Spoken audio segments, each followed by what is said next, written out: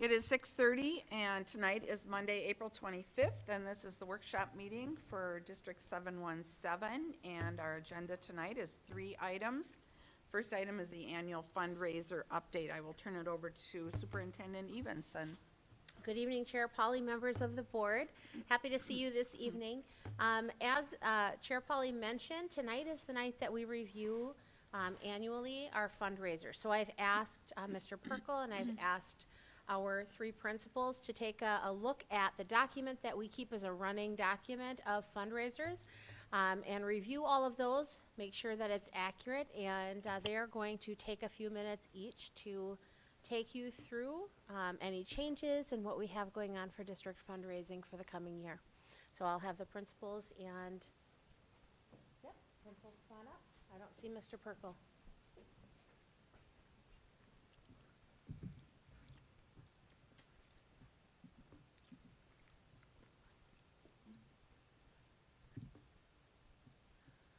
All right, good evening.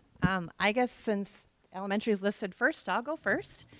So as you take a look at our fundraising document there, noting that at the elementary level, we have our annual Scholastic Book Fair that we've had some recent really amazing numbers and turnout with our parents supporting our literacy program. Mr. Sayers, our media tech specialist, is doing a wonderful job continuing to advertise, market, really talk up with the kids and the families about that annual event. So that is noted on here as far as what those funds typically are. That total is for the fall as well as the spring together combined, just so you know.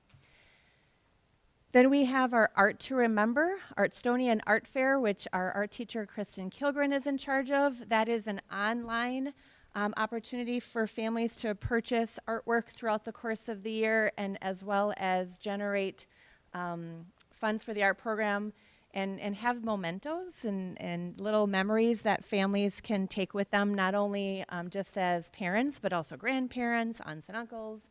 That online program is really a great resource for families, extended families. So that generates approximately $1,000 to $6,000 a year, and that just goes all right back to our art program. Our Pennies for Patients is a fundraiser that we do annually as well that generates funds for an outside agency. That is something that we really believe is important for our students to see how to give back and to support organizations outside of our school and causes that are more of that service learning opportunity. So our student council typically is who is charged with running that fundraiser, and our advisors for that student council group. That's typically brought in right around $5,000, and it kind of ebb and flows throughout the course of the years that we've done it. But I know that we've worked in partnership with LLS for quite a few years, and last year we were I think in the top 3 in the state for generating funds for that organization. So it's a really great opportunity, like I said, for our kids to see how their efforts go beyond our school and district. Then the last couple relate to our PTO. So our PTO has 2 primary fundraisers, and I'll talk a little bit about one that's shifting after this year. The first one is the Readathon. That generates roughly $20,000 a year. Once again, it kind of ebb and flows throughout each year from one year to the next, depending on I think our families and what they're able to offer support for. This organization really heavily supports our schools with regards, these funds are primarily used for field trips, other resources that our classrooms and teachers might need throughout the year.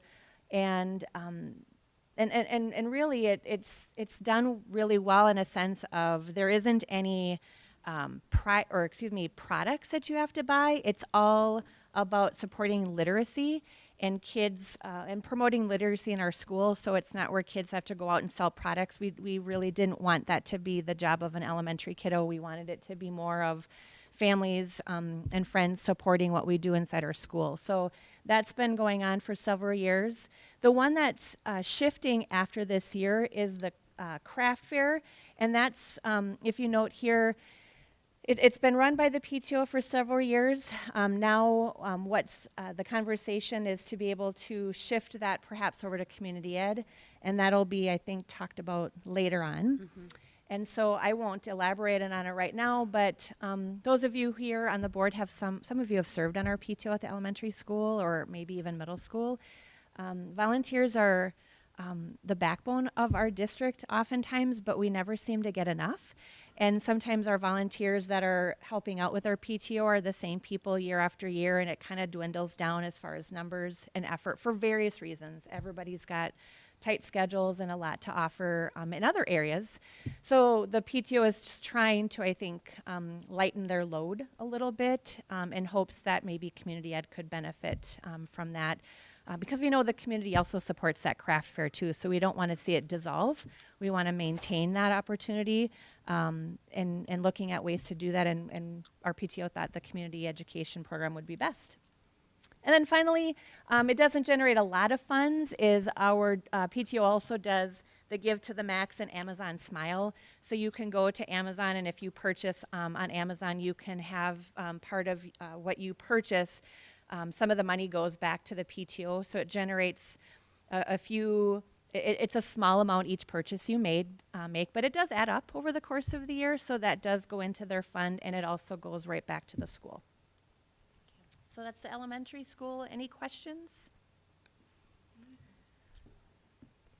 Do you anticipate that the PTO is going to want to do another fundraiser to replace the craft fair or boutique potentially? And if they do, what's the process to get that approved?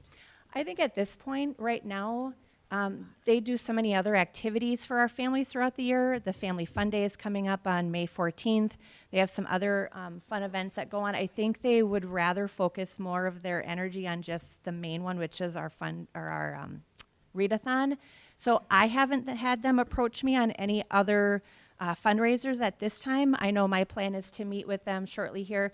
We're at another crossroad in our PTO organization where we have a lot of our exec board that's moving over to the middle school.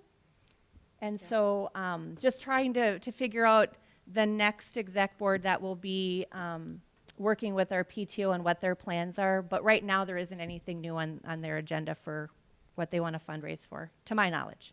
Okay. And just to note, the procedures, they haven't changed this year. Those are noted on the bottom of the document as well. So how does that work? Like if September, because we're reviewing this now, and let's say September rolls around and anybody comes into the school and says, hey, we want to do a quick hit on a fundraiser. It goes through you. Yep. But how does it, do we just wait and approve it at the next time we're reviewing it? You don't actually approve them. Okay. This isn't an action item. This Perfect. is an annual, just an update, and I actually love that we do this. Not every district does this, but I think it's super important for our board to know It what is. what the fundraisers are kind of happening. So we would just follow this process. There wouldn't need to be board approval for it. Now, if it was something really wild and something just super duper unique, I actually might bring that forward to the board if it's something that I wasn't sure about, but yeah, we So wouldn't- it's just building level approval and things like that? Yes, yes. Perfect. Okay. And they reach out to me, so we could add a fundraiser really at any time. But we like to review this annually with the board so you guys have an idea of what's happening. Perfect. And I think that way you just know as a board what we're asking of our families for their commitment throughout the course of the year. We have families who have children in multiple buildings, so it's being mindful of that too. I just had a Thank you. quick question about, and this may not be for you, Melissa, I'm not sure, but dollars generated, is that like the actual dollars collected, or is it the actual, like the net? Like to $24,000, is that how much, like the Scholastic Book Fair, is that how much they sold? Like, or is that the profit that we get? It's typically what was sold, and then we have a responsibility as far as, we have some parameters, I should say, as far as what we can spend our dollars on. Right. So some of it's limited to purchase back through Scholastic, some of it is more, we have some flexibility with some, actual cash flow that we can use for other things, so Yep. that I isn't. knew how that part worked, but I just didn't know what the dollar amount. Yeah, no, that's a good So- question. It's what we bring in, but it's not necessarily what we're being Right. able to use to spend. Got it. Okay, thank you. Because I would think like the pennies for patients and the readathon, I mean, is cash, That's so net. that should be more. Yep. Yep. Yeah, so the middle school, pretty straightforward. We don't have new fundraisers. We actually deleted the poinsettia sales because that hasn't happened in the last couple of years. That's a Wolf Ridge fundraiser. Yes, students are still able to raise plenty of money for Wolf Ridge, so it's not creating a hardship. But in talking with the sixth grade team, they couldn't get poinsettias. So it's hard to do a fundraiser and you can't have the plants. And then the only other change from a middle school standpoint, historically we've done a fall fundraiser for our middle school PTO, and it was a family fun run. So this was approved, I think, 4 years ago, and was very popular, but with the pandemic haven't done it in the last couple of years. So the PTO is still talking about a fall fundraiser, but what that will look like is to be determined. It may be the fun run, or it may be something different, and obviously we'll go through that approval process. One of the new one, we actually approved it, or we talked about it prior to the pandemic as well, is the airplane toss and readathon. So we had everything all set a couple years ago, and then the pandemic hit, so we never did it. And then we just had it prior to our spring break, and it was fantastic. And you can see, you know, I think it was about $10,000, if I'm remembering right, that we raised. So it was a great fundraiser. Kids loved it. Kind of stole the idea from the Basketball Association doing the airplane toss, so kids got different prizes. And they read, so it was a really successful day. But I won't go through and read all of the fundraisers. They are the ones that we've done for years. Any questions from a middle school standpoint? All right.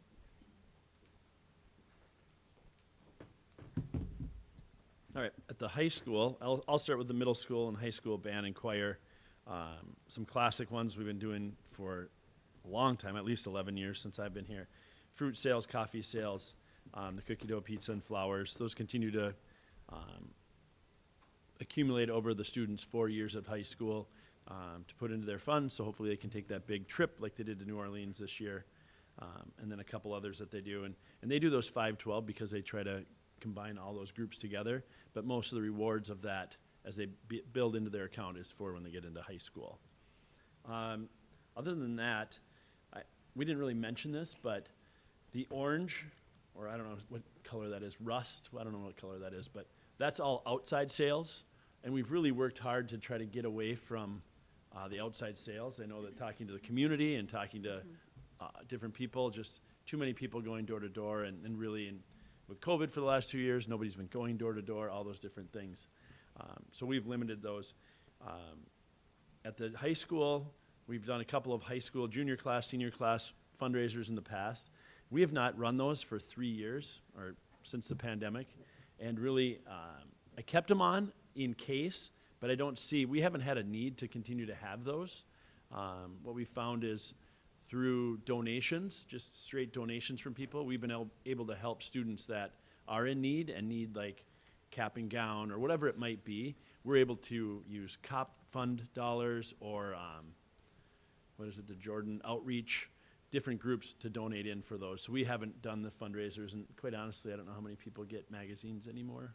Some people, few, but it's not what it used to be for sales.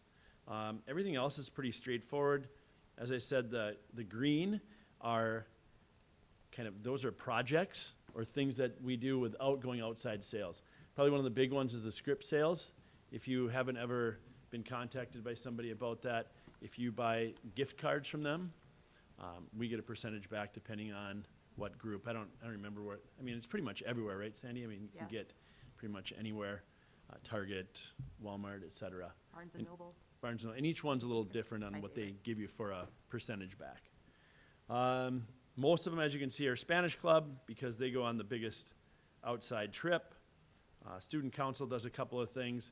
The Student Council beads and bracelets, that's really not as popular as it once was, but that's only an inside sales. It means we sell to the high school, middle school, and elementary school.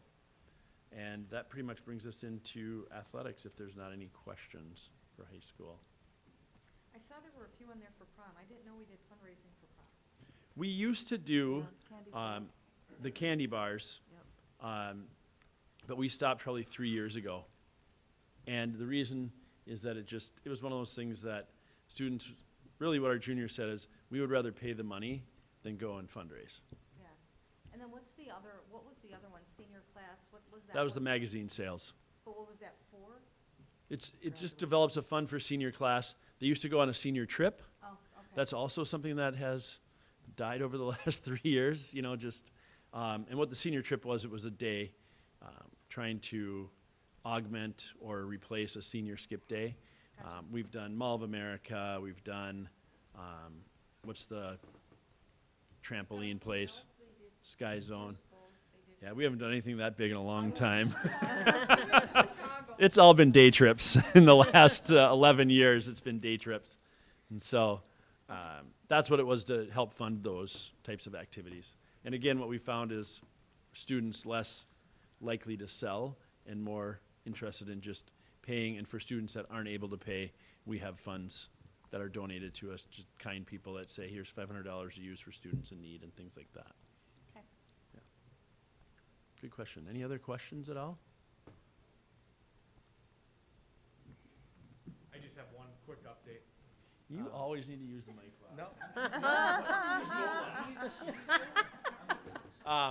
Wolf Ridge, something Jeff said reminded me of it, but the current seventh graders who raised money in fifth grade to go to Wolf Ridge, they are going to Sand Creek Adventures, so we were able to work it out. So that money that they fundraised as fifth and sixth graders not able to go to Wolf Ridge is going to go toward their Sand Creek Adventure trip.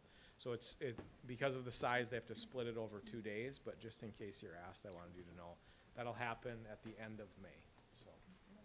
Thank you, Ben. All right, activities. Each one of these will flow into our booster club. First two I want to talk about is our stadium cleanup there on, I think it's roll 40 or whatever. It's stadium cleanup. It's something initiated by Tim and Amy. Good thing for everybody. Instead of us having Herb, our custodian, or a crew of custodians clean up the stadium after a football game or soccer game, different teams have the opportunity to clean the stadium, and that money goes right into their booster account. Another one is the score table workers. That's new this year. In previous years, what we've done is we've had score table workers for lower level games. Score books, scoreboard, we pay them $15 per game. Instead of doing that, now we have our basketball coaches using parents or players or other people around the team to work those positions and pay that into their booster accounts. So the parents are now working for the team. Allows at those lower levels enough for a pizza party at the end of the year or for warm-up shirts or wherever they'd like to go with it. This is our first year doing it. Raised, I can't remember what the total was. I probably should have had that for today. Somewhere around $500-600 though. So really good thing there. Working down, there's the youth basketball clinic. That's something that's run through community ed.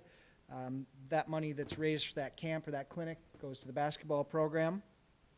And interrupt me if you have any questions. I'm just going to keep flowing here. Feel free to just chime in. Next, tap room, busing tables. This is a fun one if you haven't been a part of this. Many teams take advantage of this. Tap room allows us to bus tables, get tips, get a percentage of the sales that evening. Scott County Fair cleanup, also various groups taking advantage of that opportunity. I know our basketball teams just signed up for a couple of dates. Taco night, that's also a basketball thing where we do walking tacos, and we work with Brian Martin in our concessions so we're not competing and selling the same items. Kids Zone at Heimat Fest is something the tennis team has run. We do a Picarna meat sale with them in September. You also see Picarna meat sales with softball later here in the spring, different seasons. Quick Trip gift cards. This is new, something our Nordic ski team does.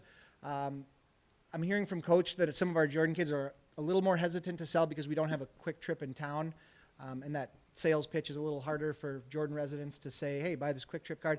I happen to live a mile away from one, so I've just been buying a $100 card at a time because I'm going to fill up with gas anyway, and that'll get me barely a tank. So I've been taking advantage of that one, and that helps pay for wax, additional wax needs.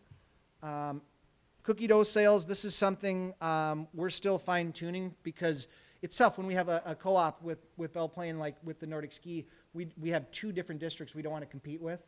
So we're trying to figure out when a good time to run that cookie one is. I believe it's going to be January. That's what I put on there. A couple of inactive ones currently right now, stadium chair sales. As you know, we're kind of in a transition with the Booster Club and the school store. So we've stopped selling a stadium chair. Also, the price has gone up. And I know Elise has been kind of working on some options.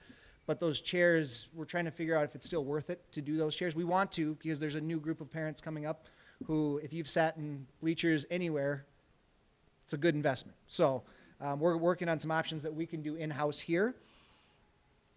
The Drive One, which is, I think, our best Booster Club fundraiser, is the Drive One. It's simple. All you do is hop behind the wheel down at Wolf, and we can raise up to $5,000 in a day just in doing that. It's been on pause during COVID.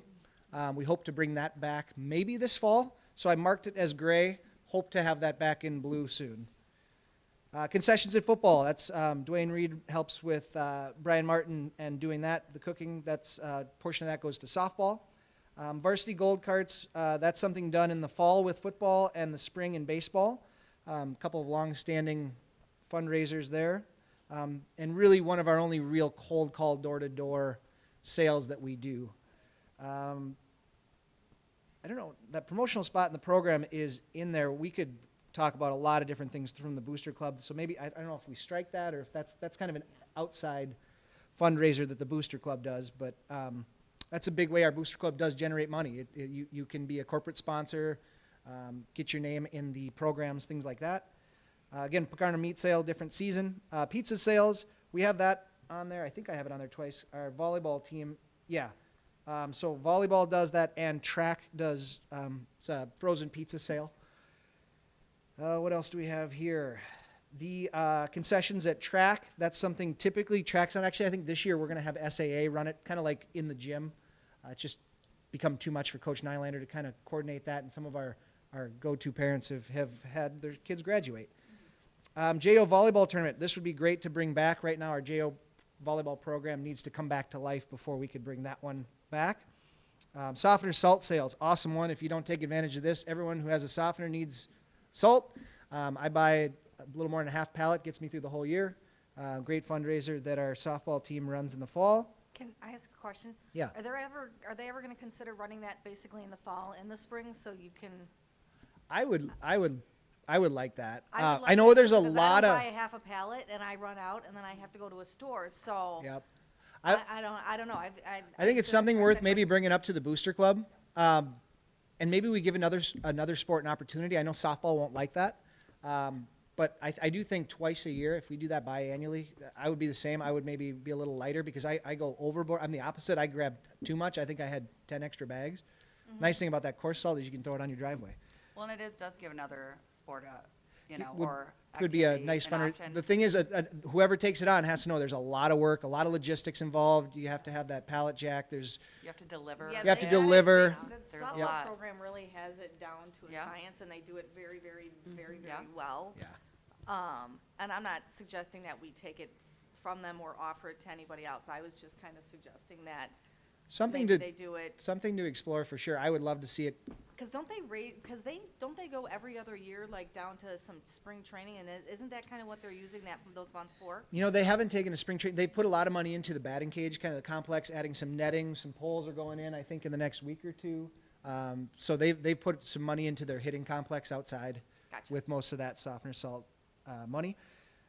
Football golf tournament, usually late August, early September. Good opportunity. We work with the Ridges to provide tea times, lunch, and a good portion of that goes to the football program. We hope to see the tailgate party come back. Daryl Karski at Hometown Bank has been real generous to us. Kind of a fall opener barbecue. It always seems like soccer has an away game that night, but typically there's some different fun games he does with the coaches to compete against each other for different chunks of money for their booster account. I think I have car wash on here twice, actually. So we do have some active car washes. I did strike that one because cheerleading didn't do one this past year, but we do have a couple of groups that do car washes down at Rademacher's parking lot. It's a great fundraiser. Yeah. It's a really good service fundraiser, and you can get good traffic going through, going through the grocery store. Yeah, you start seeing the hoses and the signs and everything. People go there over the holiday car wash. It's a nice thing there. And currently not doing the Pampered Chef with the cheerleading. That may get striked for next year. I don't know. I'll leave it on here, but I don't know if we're going to get back into that one. Tackle Cancer football game. I don't know if this one should be on here either. It's a fundraiser we do, but none of the funds stay within the district. All that money is given to the Randy Shaver Tackle Cancer fund. So you let us know if that should stay or go. It is a fundraiser. We do ask for money. One football game a year is our Tackle Cancer game. And then bagging groceries at Cub Foods. Our wrestling team's done that for a long time. I think one I don't see on here, and I think you made a joke about it, is the corn sales. Picking corn. So that's another one. When I asked Coach for the list, I did not get that. So we'll need to add that one on there. The McNamara Tournament has also been a fundraiser. We host that. Figure out how that's going to work, run through community ed, and then I believe 90% of that take would then go towards the wrestling booster club. Again, they do the kind of like the Booster Club does, the Jordan Booster Club, the Scott West Booster Club does poster ads. That all-night grad party, I did not add that in there. I don't know why it's in the activities piece, but we did have, so you referenced a couple of them that we just didn't do. I think when we talked about it as a team, we just wanted everything that the district Everything is that's a out there. part of Sure. represented in one spot, because, I mean, yes, we organize much of them, but it's just good to know that some of those are also happening. Sure, yep. So then same thing with the all-night, the Gradgrams, JEF running that one. Youth Cheer Clinic is kind of doing some cheerleading out. Youth Cheer Clinic. Carnations and Crushes, that's just, they set up a table at the lunchroom on the week of Valentine's Day. You can buy a carnation or a Hershey's Kiss or whatever it is for your crush, and I think they make about $60, but it's kind of a fun thing. Good community building. Back to School Carnival, the cheer team is a part of that. The Papa Murphy's cards. I just picked up a large one-topping pepperoni yesterday for free. $20 Papa Murphy's card. Get something different every month. One month's cookie dough, one buy one get one. This past month was a free pizza, so I was waiting for April. You have it for cheerleading, but that's for soccer. Do I have that under cheerleading? Uh-huh. I do have Nate, I just have the wrong name on there, yep. And then car washes, various groups using the car wash. So those are all of the current fundraisers for activities. It does seem with the school buildings, they're a little more set with different coaches, with different opportunities, and these, like the Carnations, just these quick little fundraisers. Those will be things that our coaches know need to run through me, which will run through the superintendent. Those type of things come up, and we go off this chart looking at seasons and like fundraisers and try and avoid those conflicts. Do we know if theater is going to sell concessions again? I know that they haven't since We the can pandemic. now, so that's a great question. I have not asked Josh or Michelle if we're going to do that here for the spring show. I don't know Because why. that probably, that's Yeah, a that would conference, probably be right? on there. And maybe we just clean up the language just to say concessions, because we sell concessions at various events, and that would fall under that. And the theater department keeps all of those for our shows. Yep.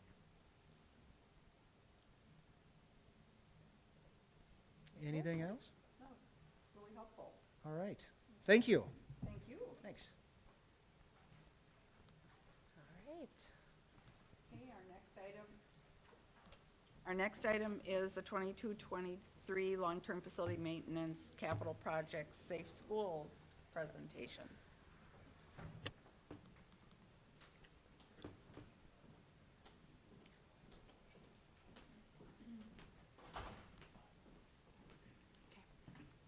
Good evening.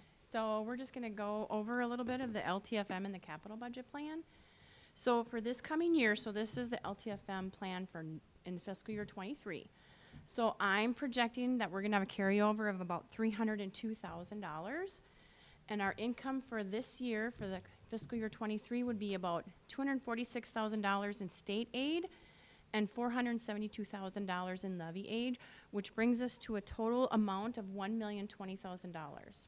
So Tim and I went through some projects that we felt were necessary and that he felt were necessary, and we just listed a couple of them.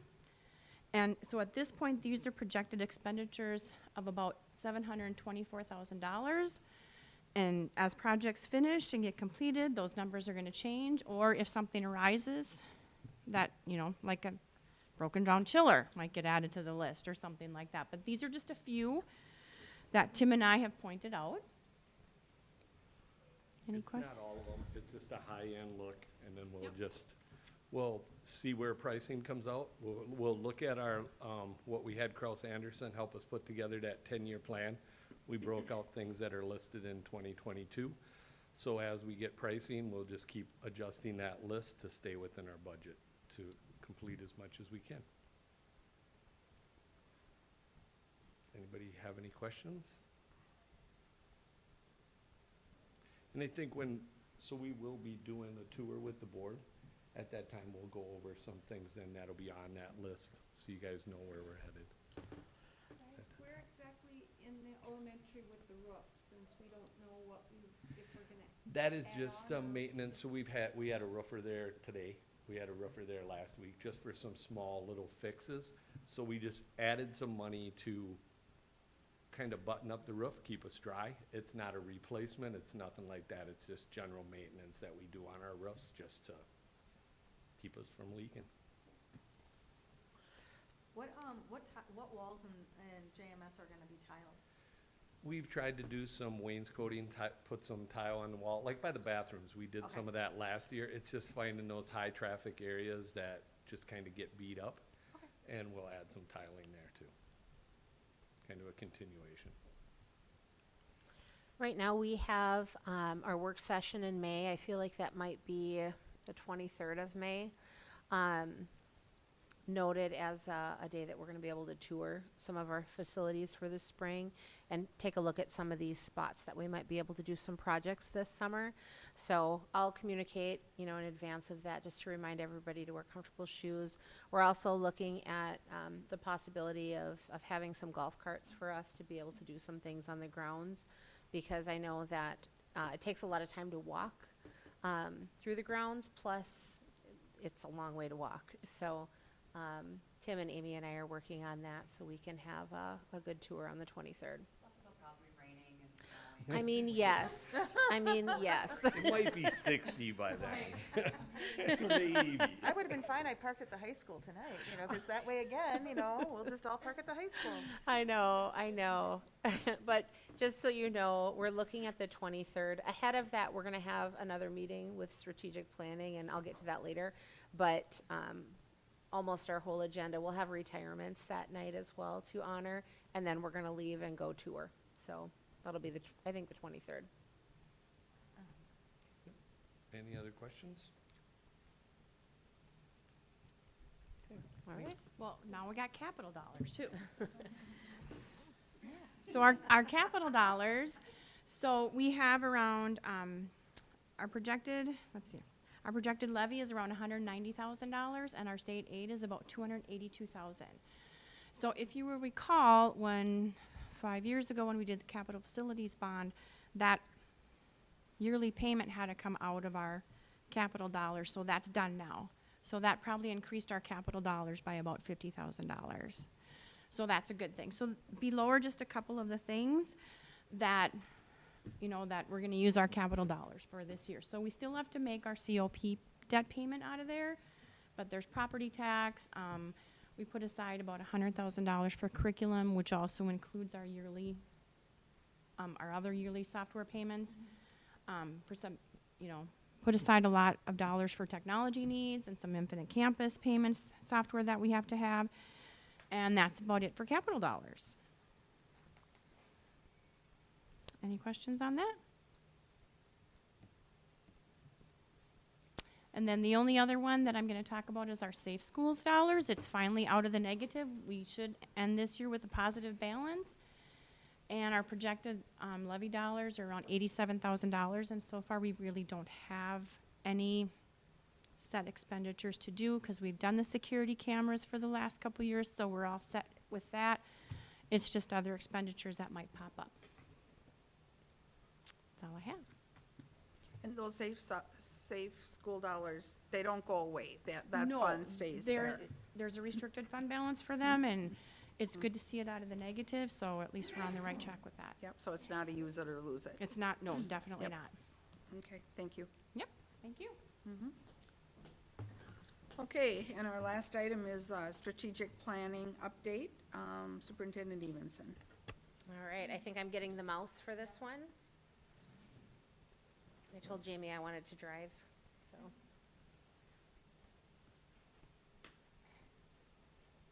Thank you, dear, I appreciate it. Okay, so strategic planning, you're probably all sick of my emails. But I'm pretty excited about this opportunity, and I know you all will be too. So the first thing I want to just, ground our conversation is, when you think about strategic planning, what's the purpose? Why do we do this? And, so tonight I'm going to talk a little bit about our priorities. I'm going to talk to you all about our timeline to complete this, the process and what that looks like, how we'll obtain input and feedback, and then I'll have time for some question and answer as well. And as I'm presenting, if you have a question, just ask so that you don't forget the question. So I would say the first thing would be, what's our purpose? When you think about strategic planning, we know that we want this to be student-centered. Everything we do is about our students, and we want to make sure that that is always an important part of the conversation. We want this process to be fully transparent. We can do that by having as much engagement as possible and being really good at communication. We want this to be, again, inclusive. So you've probably already seen the press release. It was in the JI today. We want to engage as many community members and families as we can in this process, as well as students, board members, leadership, staff. We want to be efficient with our time. We know that I think it's going to be really important for us to trust the process with MSBA. They do this all the time, and they have a really efficient system. So I think that's going to be really important for us, because we have very precious time that we are together, and so we'll be efficient with the use of that time.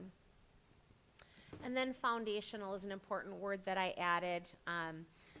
To me, everything about this is foundational to the work that we do. And so as we're thinking about what does it mean for our school district in the next year, 2 years, 3 years, 5 years, 10 years, this really helps lay that foundational path for us, and it's so important. And then, of course, operational. We want our strategic plan to be something that's a living, breathing thing. We want to make sure that our staff can speak to what are our priorities in our district. We want to make sure that our community knows what our priorities are, and that all of the work that we have aligns to that. I really am not interested in having a plan that's in a binder or a Google Doc somewhere that we have to look up to remember what it says. So that's an important piece, and that's what operational means to us. And so for the timeline, our timeline started on April 20th, and it will continue through June 27th. This will be a rigorous process. One of the important things that happened, as I mentioned earlier, is that outreach and communication piece. And so I will just click on that. Within this, you can see embedded our communication. So when you have time on your own, you can see some of the sample letters that will go out to our community members. We've drafted these already, just to really engage them in the process, to communicate that we have a survey. Here's the link. We really want you to be a part of this, and this is what it's going to look like. So I'm going to just go back. Okay. So when you have time, you can click through and read all of those if you'd like to. Otherwise, of course, we copy you on all of them as well. So the phase one is the information gathering. That starts Wednesday. So for us, that's when our communications are going to go out to these full groups, and I'll explain the who and what that looks like. And then that will continue through May 12th, because part of that as well is the survey piece. And then phase two is where our strategic plan committee, the smaller group, will get together and have 3 events where we are working on writing the actual plan and putting pen to paper. And then on the 27th, that's our systems alignment piece. That's where you as a board take a look at what our plan says, and we align the board goals, and we align my goals and our system goals to the plan. So again, to go a little bit deeper, outreach and communication. I would say the one descriptor word would be it's intentional. We've really thought about how to communicate with our public and our staff and the when and all of that. So who? We are going to reach out to the known stakeholders who currently volunteer. So we actually brought together a whole list of all of the people in our community that already serve on a district committee. And so we've obtained their communication and email, and they will get a separate communication saying, hey, we know that you care about our district, you already dedicate this amount of time. Would you please be involved in this process and invite everybody you know? In addition to that, all of our ISD 717 parents are going to get a communication asking them to be a part of the process, as well as our staff. And then also students in the middle school and high school will have an opportunity to participate as well.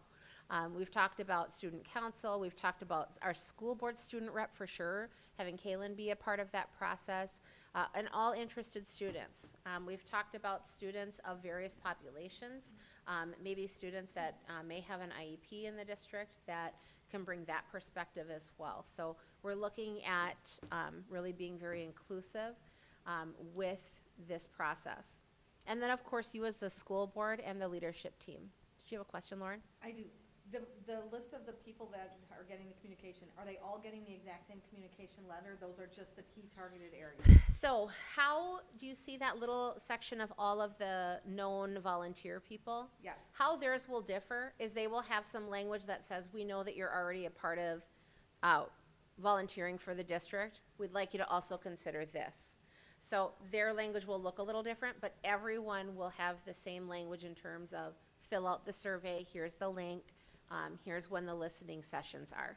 So a lot of those volunteers are already ISD 717 parents, so will they get duplicate It says communication? that in the communication that you may actually Okay, serve in another role and receive this at another time. perfect. Yep. Okay, thank you. You bet. And then phase one information gathering. So I talked about the who, right? Now I'm going to talk about the what. And so there is an internal survey and an external survey, and they are both open until May 12th. And so you can see who would take the internal survey and who would take the external survey. Now some people might take both because you might be a staff member that's also a parent. That's okay. You know, you might be a board member. You would, you know, just take the internal survey. A community member would just take the external survey. But again, if you serve in multiple roles, we just want feedback. So we're okay with that. And then, of course, the listening sessions. So information gathering includes the surveys and the listening sessions. So what does that look like? So before I click on the schedule, I think I'll talk about the who is involved in the listening sessions. So we have the stakeholder groups that we've reached out to by this time, right? And then that would include stakeholder groups of licensed and non-licensed staff. We'd have middle school students, high school students, and then we'd have the community members, parents, elected officials. We're gonna offer them 2 sessions. We're gonna do, and when you see the schedule, when I click on the schedule, you'll see we offer it at 2 times. And we do that on purpose because we know that some people work during the day and can make an evening, or some people work in the evening and can make it during the day. And again, this is about engagement, so we wanted to give multiple opportunities. And then, of course, there's a leadership and superintendent session, and then there's a session just for you as board members with the superintendent as well. And Gail Gilman expressed that the board only attends the board session, but you can also attend the community sessions. And what we do for that, because if we have a quorum, we post it as a board meeting. So we follow all the open meeting laws and all of that. So we'll be covered if all of you happen to attend the same community session. Now, one thing I pointed out earlier in a different meeting, and I want to remember to point it out here, is that these are virtual. And if you remember when Gail joined us remotely previously, and in other conversations as well, they do them virtual on purpose because what they've found is they get the best attendance that way. It's far easier for people to click and log in than for them to take the time to get a sitter or drive somewhere. And so again, we want to make sure that we have the most people involved as we can. Will all of these be virtual, even Yes. our board one? Yeah, oh, no, you guys are coming here. Yeah, that's right. Yes, but with her, it's virtual, so. And Superintendent Evenson, Yes. just to clarify, the board's role in the community engagement one is just to sit back and listen. Correct. We don't want to direct or, No. or curtail any comments from the community. And So- I would say I would take the lead from Gail. If there is Yeah. something that Gail says, Superintendent Evenson, could you clarify this? Or, Director Hennon, could you respond to something like that? Then, of course, fine, but she'll lead us. I know she will. And so, the next phase, actually, I want to go back before I do that, just to show you what the schedule will look like. And let's see if I can make this bigger. Hold on one second. View. Where is my number? Boy, I can't see anything.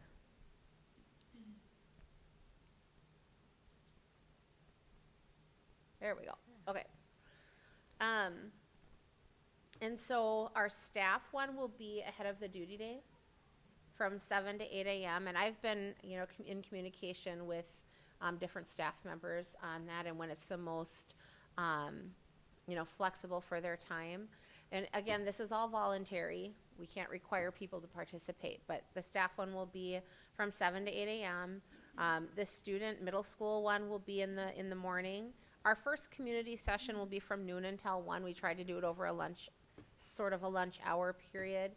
Our high school students will be in the afternoon. The leadership will be 2:30 to 3:30.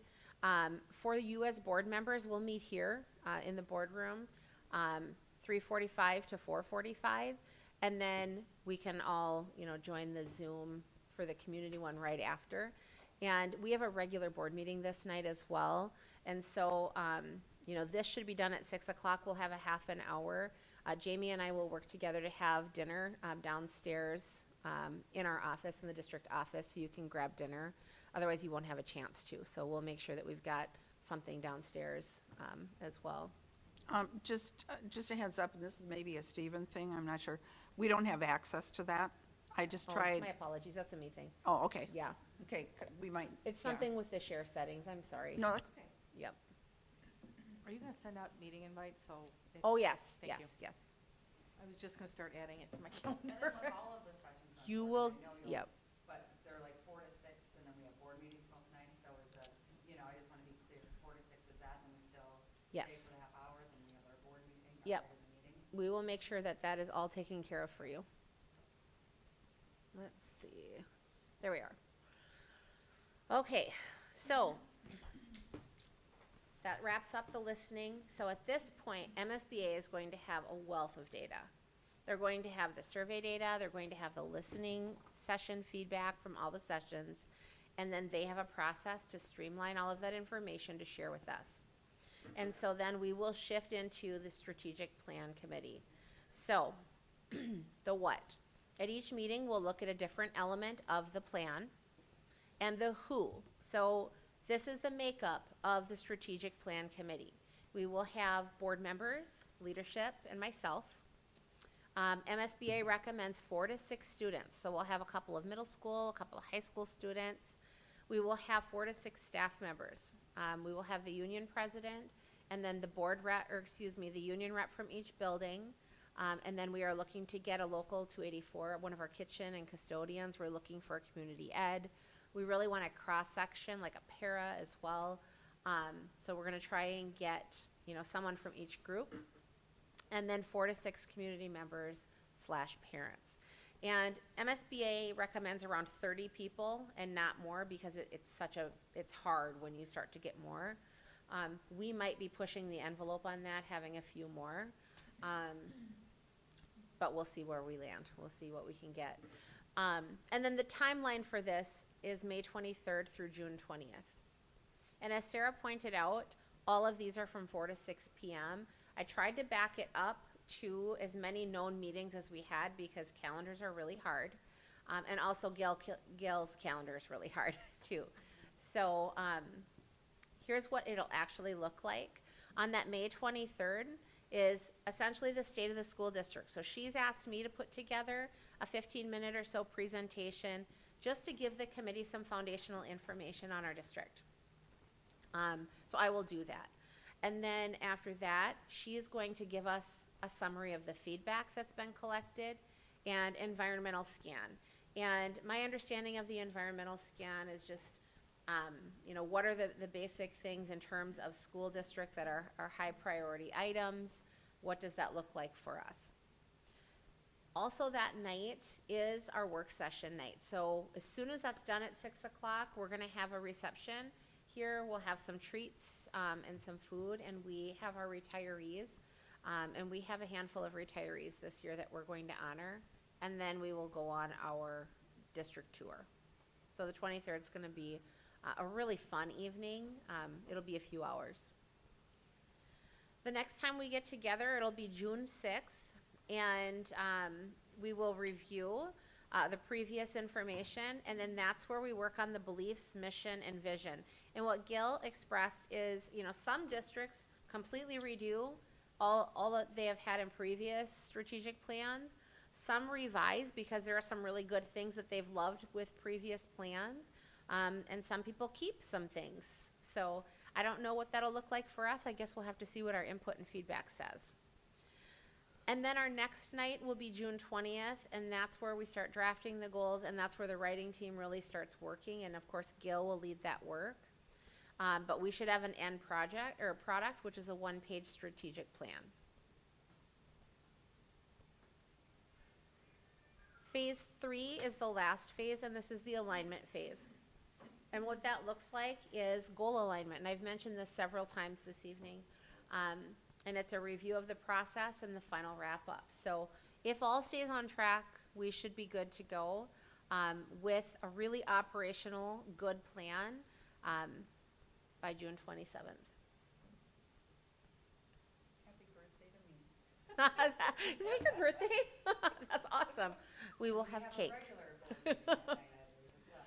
Yes. Or a workshop. Yep, we have tried to align several of them. There are some that didn't work. June 6th didn't work, and that was okay because, you know, we have a meeting on June 13th, so. And the 20th, just to let you, I mean, actually this doesn't impact anyone. I'm just saying a lot of businesses honor that as Juneteenth now because of the 19th. But Yep. So just thinking for, like what, you know, stakeholders we bring in.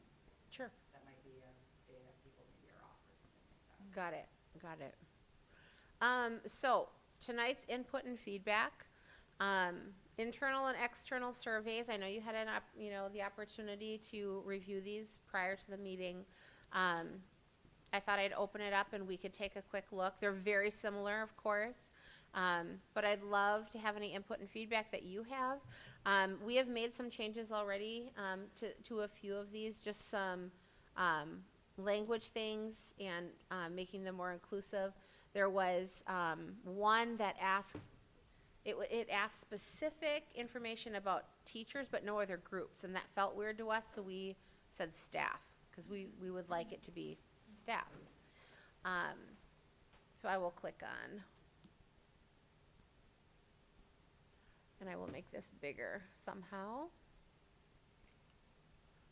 Mr. Damlow, is it right here? Yep.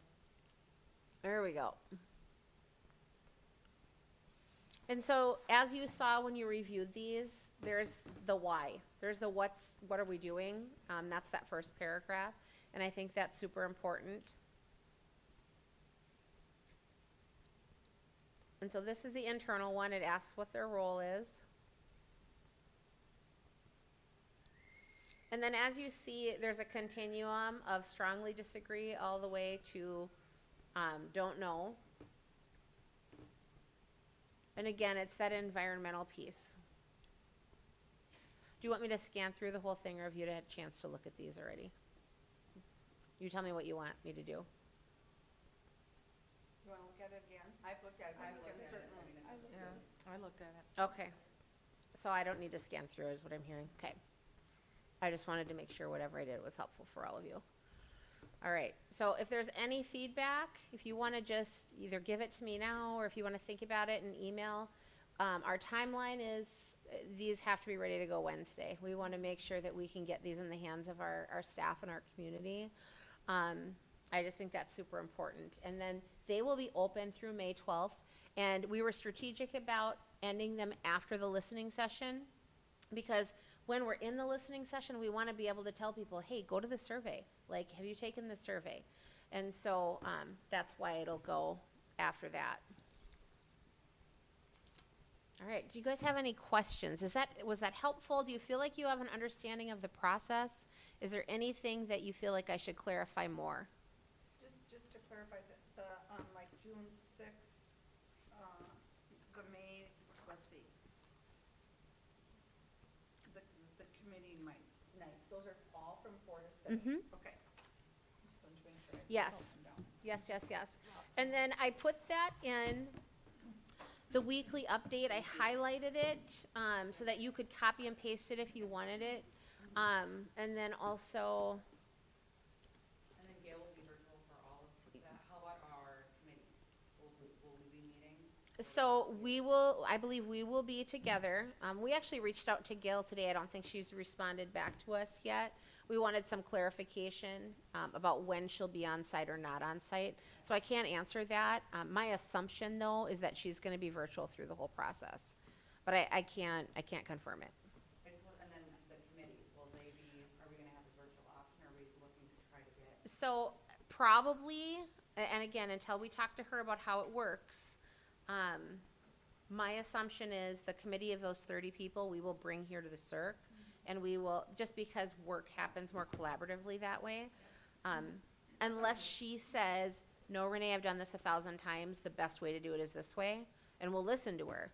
But I think that group of 30 will be here. That's what I was wondering, because there are tools like Mural and Yeah. Mural that like you can Yeah. do sort of collaboration Yeah. sessions, but I just wanted to. Nope, I get it. My vision is that we'll be here, but again, if she tells me that that's crazy, then we'll listen to her. So, I did have a question on the I'm sorry, survey. Sandy. I just wondered if there's and I understand that there's a don't know option, but I'm a 5-point Likert scale girl. And so I just wondered why there's not a neutral. I don't know. Because I think there's a difference between neutral and don't know. Yeah, I don't know the answer to that. Because I don't know, I know I know it's kind of forcing people to decide. I get that. But I just wondered if there was a reason behind that, so. There isn't a reason that I'm aware of, but it might be a question we could ask. Because a lot of people, I would assume, might put don't know because even though they do know, and I think we get different information Sure. that way. So- Yeah, I just trusted their process, but I don't know. But we will reach out, though.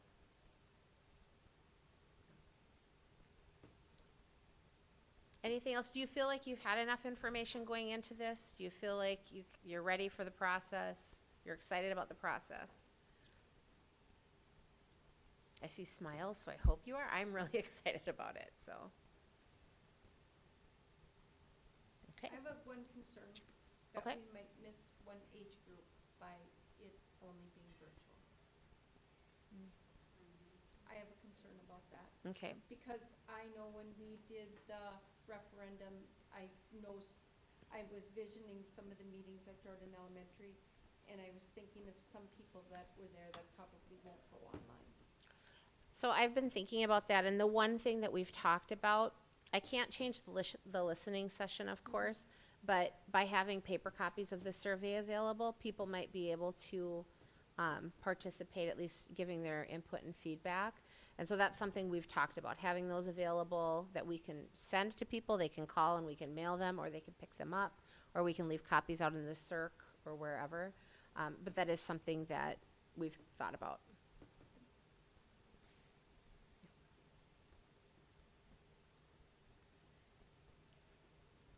All right, that's all I have. If you think of anything, if there's a question that comes to you later tonight, please give me a call or reach out, because I really want you to feel confident going into this process.